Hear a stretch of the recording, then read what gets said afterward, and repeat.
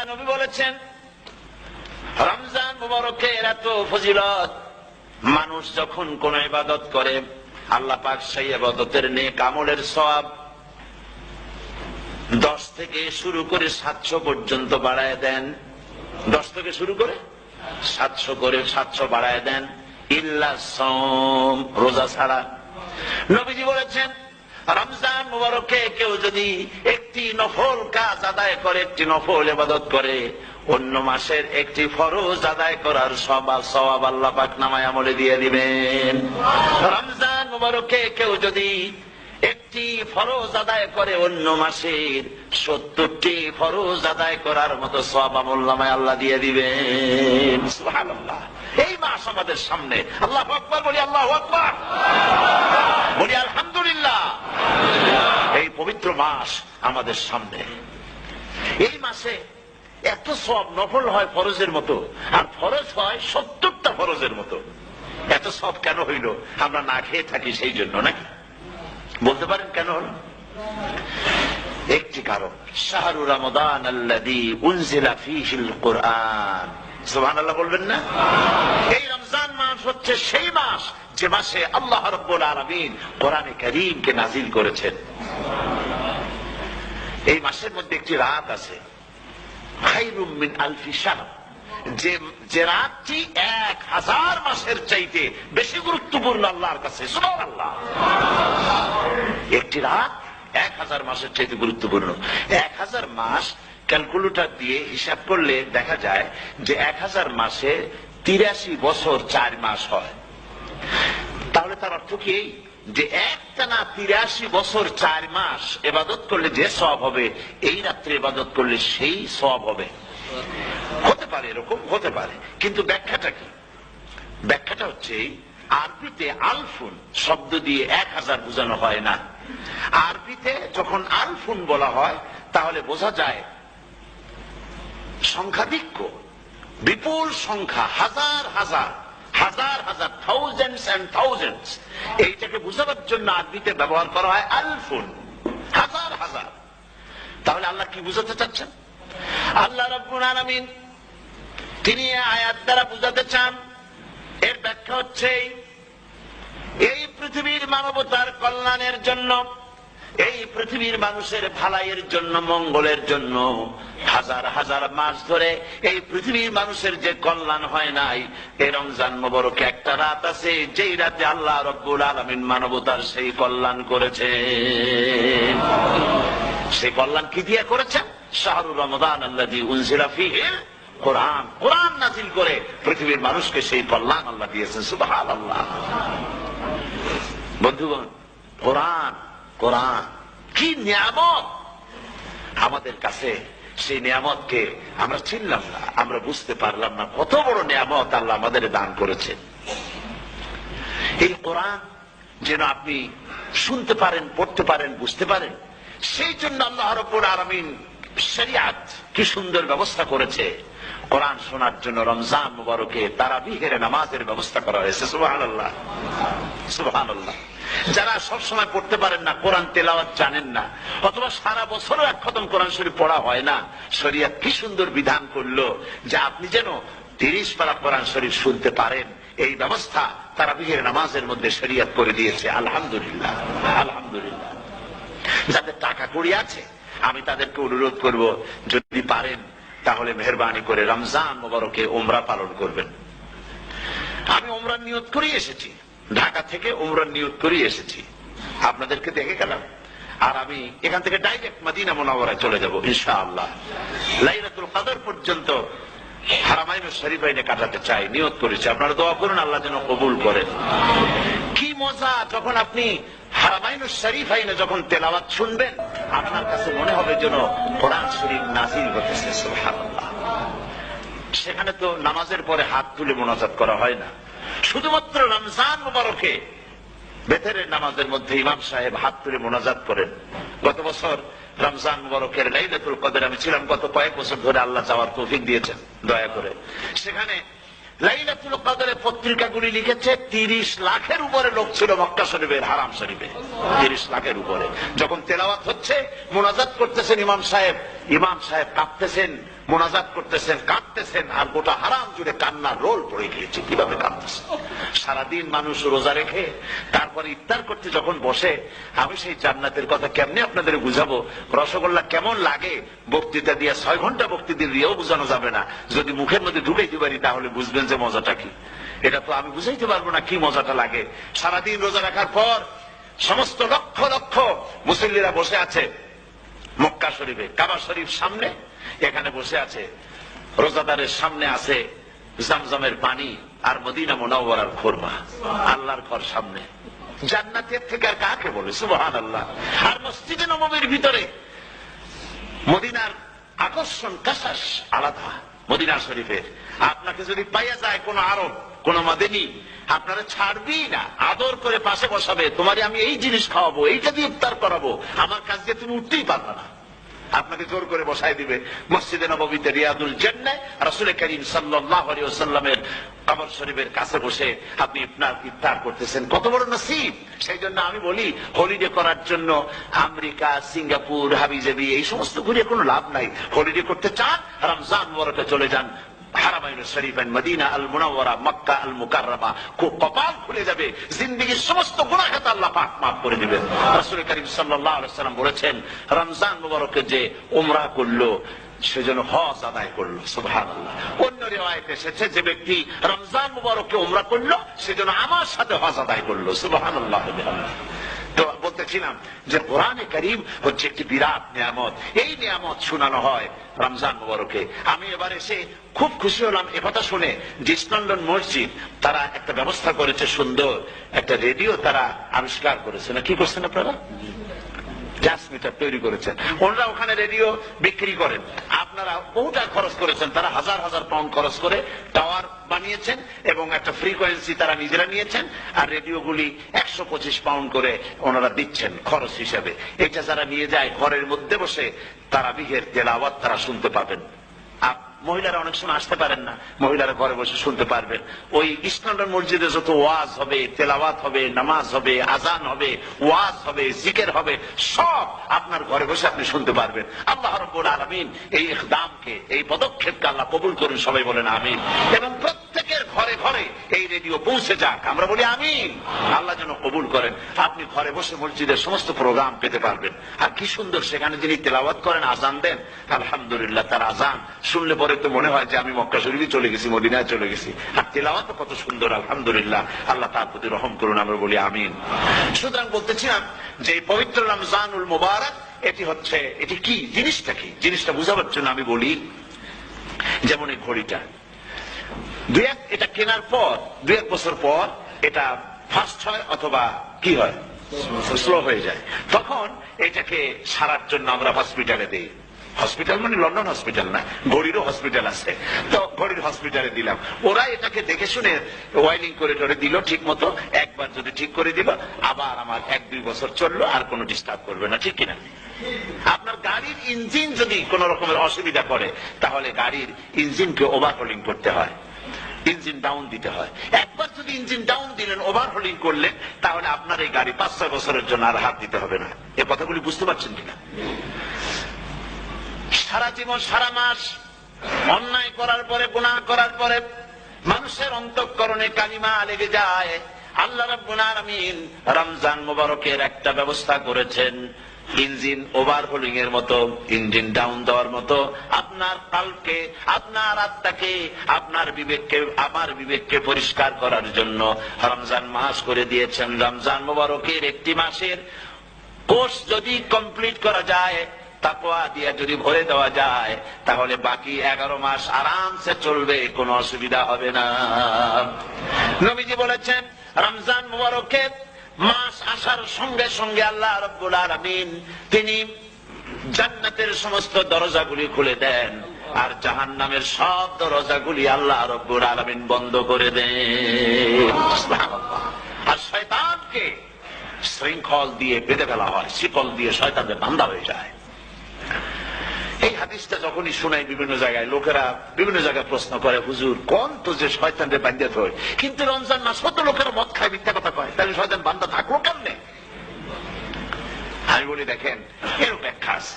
এর ব্যাখ্যা হলো এই, কোন কোন ঘড়ি আছে একবার চাবি দিলে 6 মাস চলে, আর একবার চাবি দিলে 2 বছর চলে, আবার চাবি দিলে লাইফ চলে যায়, এরকমের ঘড়িও আছে।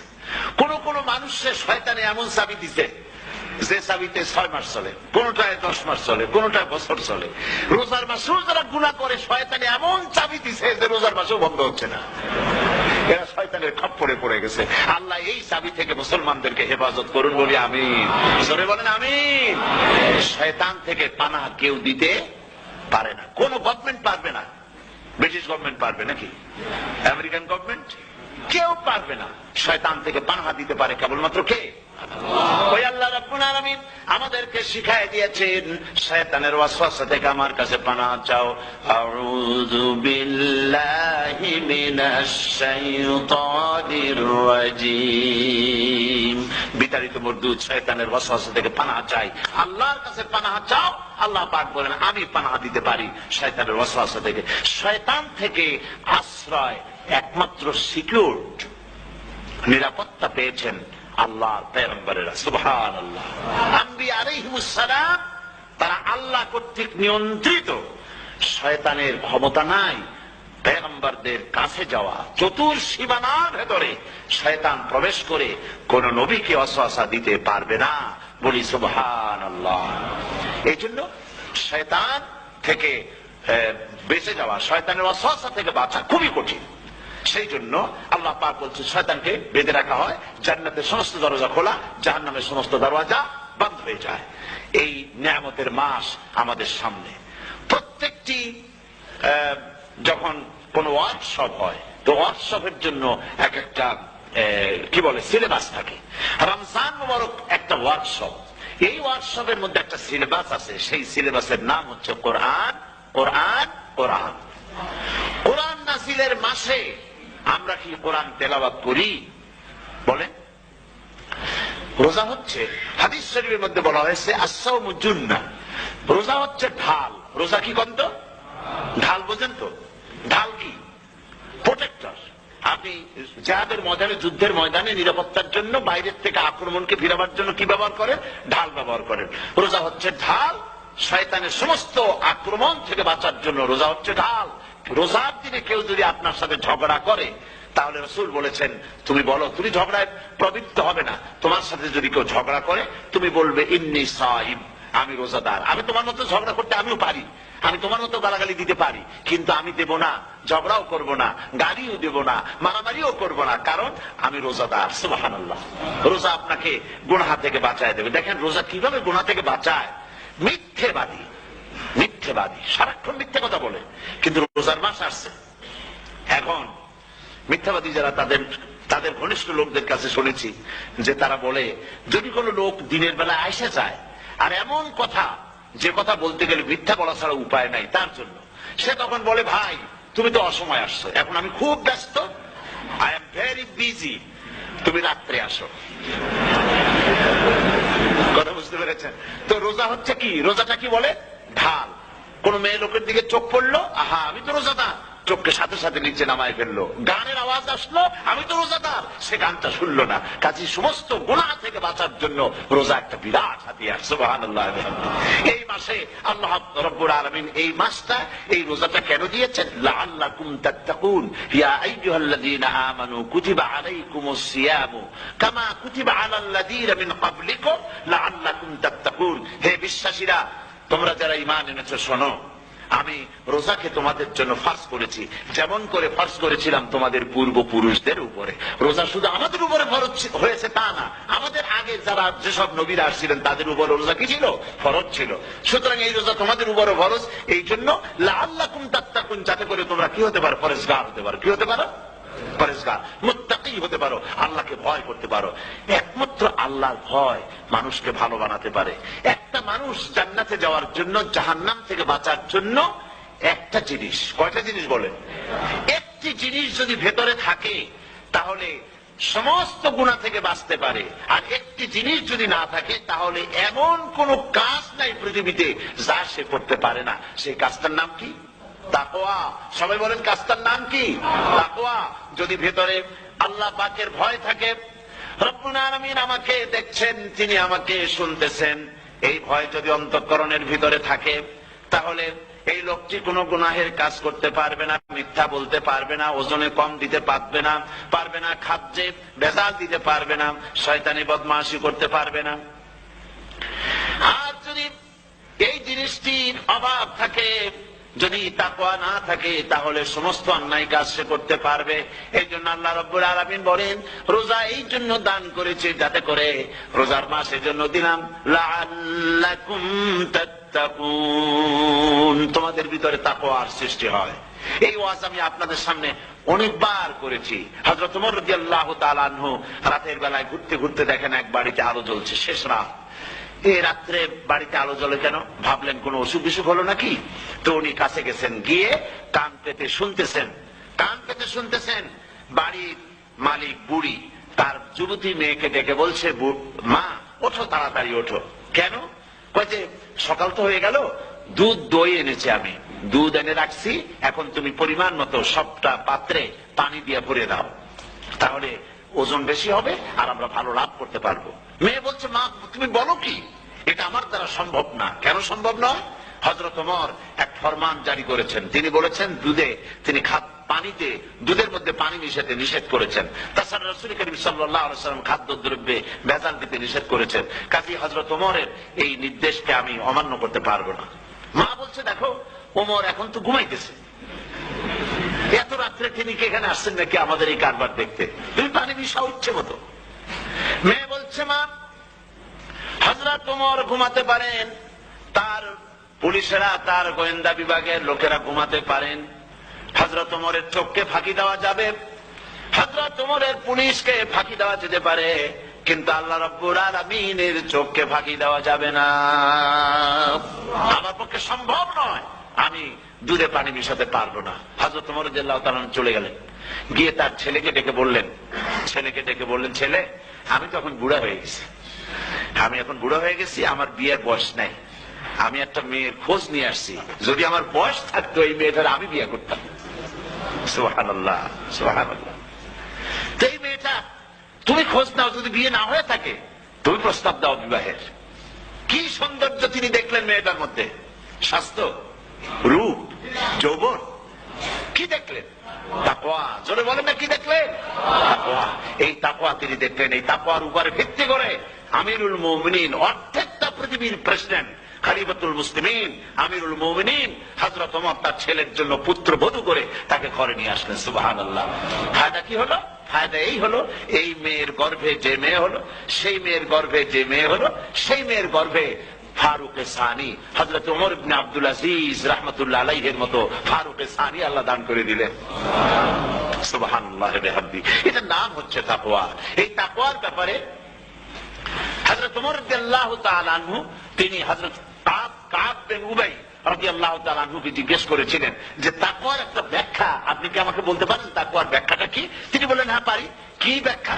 তিনি বললেন যে দেখুন, তাকওয়ার ব্যাখ্যা হচ্ছে এই যে সংকীর্ণ একটি রাস্তা, সরু ন্যারো একটা রোড, এই ন্যারো রোডের দুই দিকে আছে কাঁটাযুক্ত লতা পাতা, এই কাঁটাযুক্ত লতা পাতার মধ্য দিয়ে এই সরু রাস্তা দিয়ে আপনি যখন যাবেন তো কিভাবে যাবেন? হযরত ওমর বললেন, আমার জামা কাপড় এইভাবে খুব আটো করে আমরা যাব, যাতে করে গায়ের চামড়াও না ছেড়ে আমার জামাও যাতে না ছেড়ে যায়। হযরত কাব বিন উবাই রাদিয়াল্লাহু তাআলা আনহু বলছেন, এটার নামই হচ্ছে তাকওয়া। এটার নাম কি?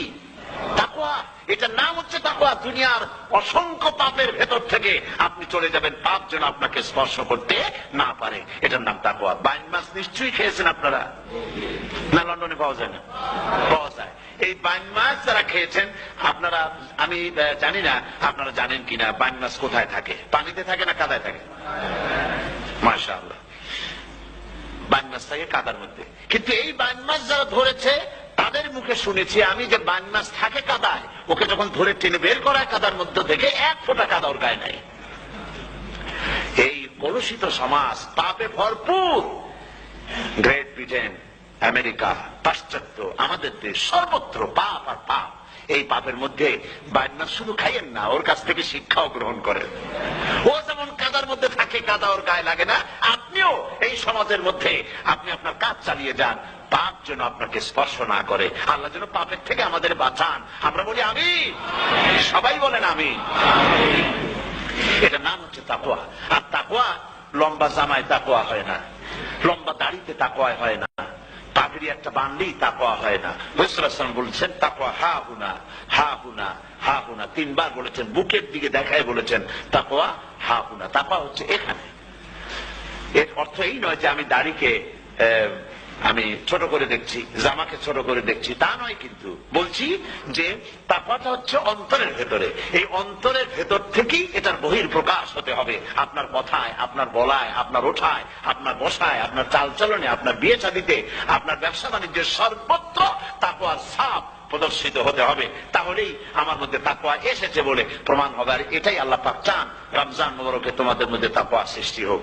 রোজা সম্পর্কে এই কথাগুলি আমি বলে নিলাম। প্রথম 10 দিন শুধু রহমত নাযিল হবে, দ্বিতীয় 10 দিনে আল্লাহ পাক শুধু মাফ করতে থাকবেন, আর তৃতীয় 10 দিনে আল্লাহ পাক জাহান্নাম থেকে মুক্ত করে দিবেন। সুবহানাল্লাহ।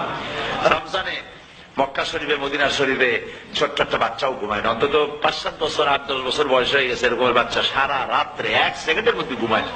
সমস্ত লোক জাগে, ফজরের নামাজ পড়তে থেকে ঘুমায়, সব সমানে 2 হাতে নেকি কামাই করে। নেকি কামাইয়ের মৌসুমে বাহার। রমজান হচ্ছে নেকি কামাইয়ের বসন্তকাল। আপনারা যেন খবরদার মিস করবেন না, মিস করবেন না, খবরদার।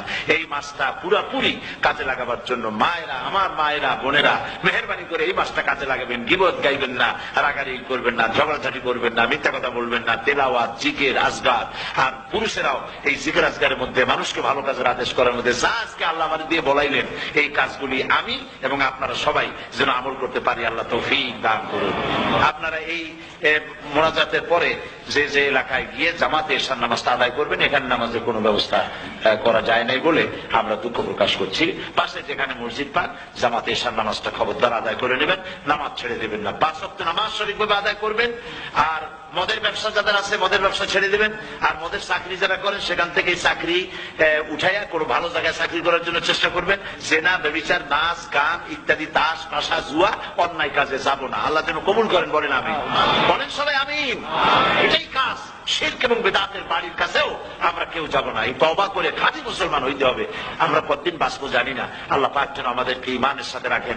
যাদের মুখে দাড়ি নাই, আল্লাহ পাক তাদের মুখে দাড়ি লাগায় দিক, বলি আমিন।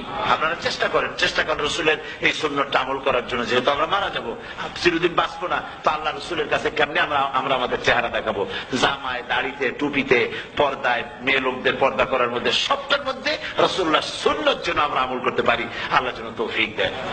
আল্লাহ আমিন।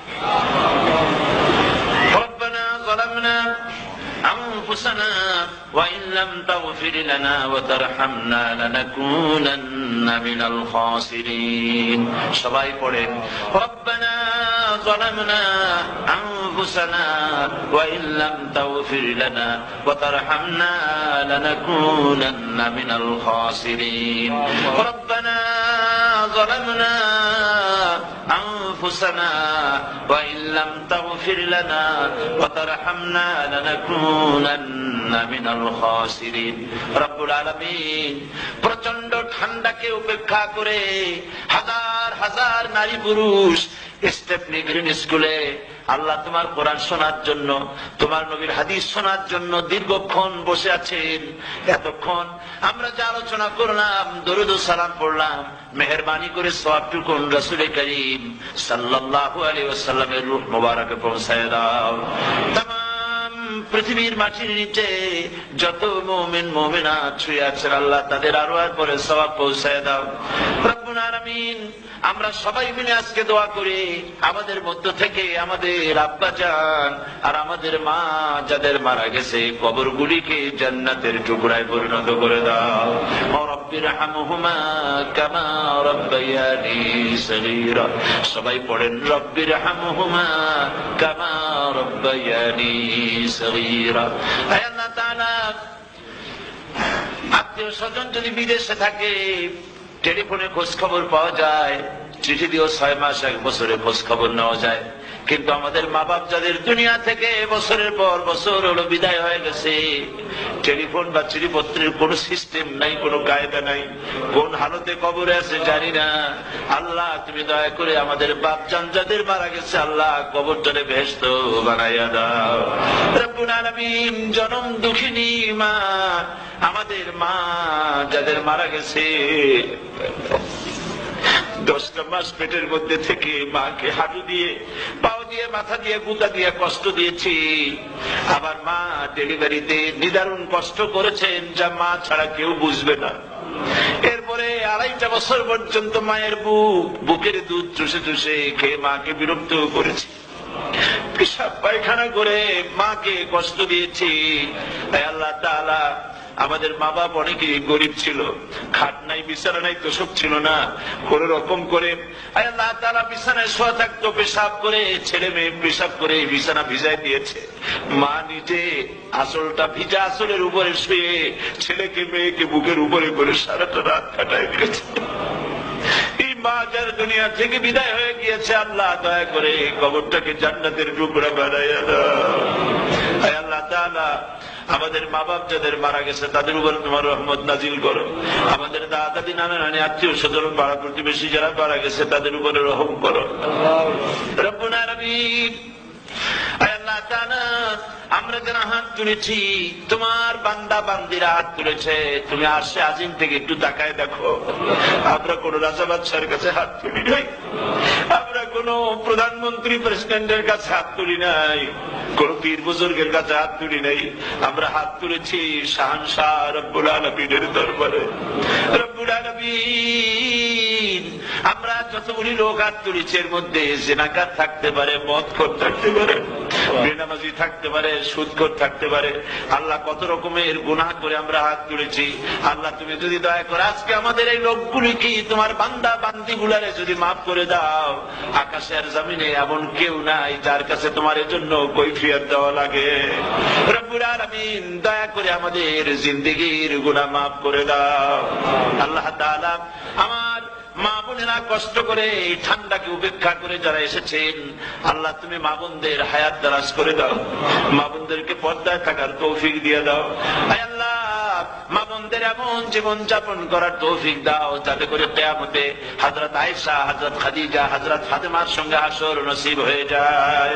আল্লাহ যে সমস্ত মা বোনদের বিয়ে হয়েছে বাচ্চা হয় নাই আল্লাহ তুমি তাদেরকে নিঃসন্তানীকে বাচ্চা দিয়ে দাও।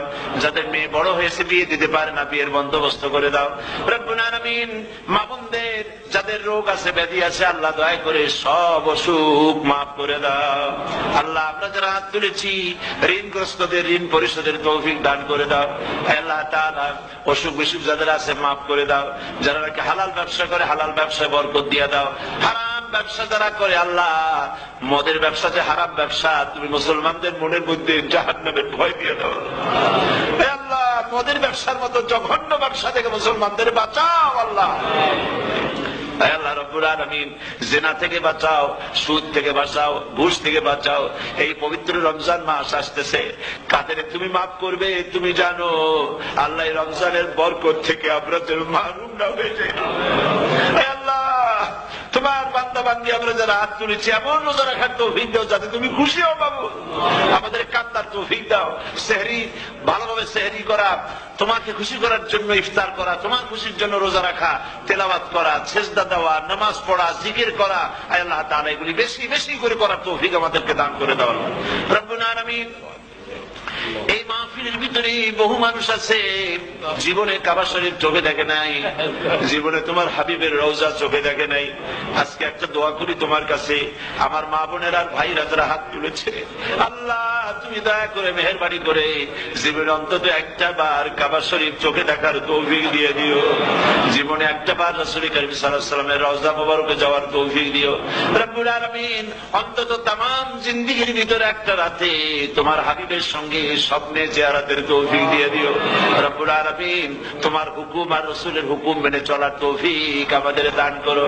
আয় আল্লাহ তাআলা ইসলামিক ফোরাম ইউরোপ এই প্রোগ্রামের আয়োজন করেছেন, হাজার হাজার নরনারী কথা শুনতে এলো। আল্লাহ তুমি ইসলামী ফোরামকে কবুল করে নাও, ওয়াইউমিকে কবুল করে নাও, ইসলামের কাজ এখানে যারাই করেন আল্লাহ সকলকে তোমার দরবারে মঞ্জুর করে নাও।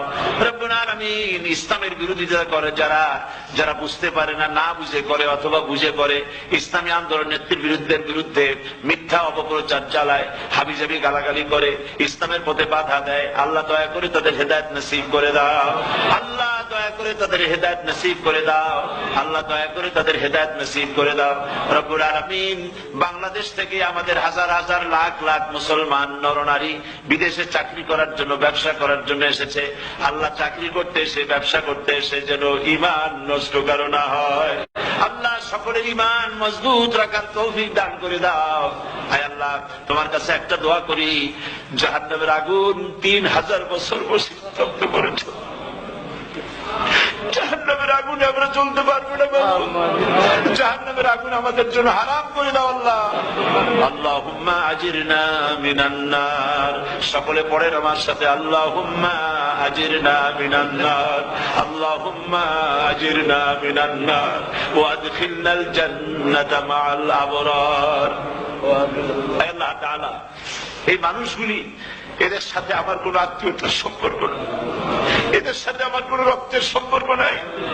এই মানুষগুলি, মা বোনেরা, ভাইয়েরা আমাকে তারা ভালোবাসেন দ্বীনের জন্য, আমি তাদেরকে ভালোবাসি দ্বীনের জন্য। আল্লাহ, এই ভালোবাসা যেন দুনিয়ায় শেষ না হয়, এই ভালোবাসা দিয়ে যেন কিয়ামতের দিন আমরা এক জান্নাতে থাকতে পারি, এই তৌফিক তুমি আমাদেরকে দান করে দিও। আল্লাহ তাআলা, তাম পৃথিবীর মুসলমানদের উপরে তোমার রহমত নাজিল করো, বাংলাদেশের উপর রহমত নাজিল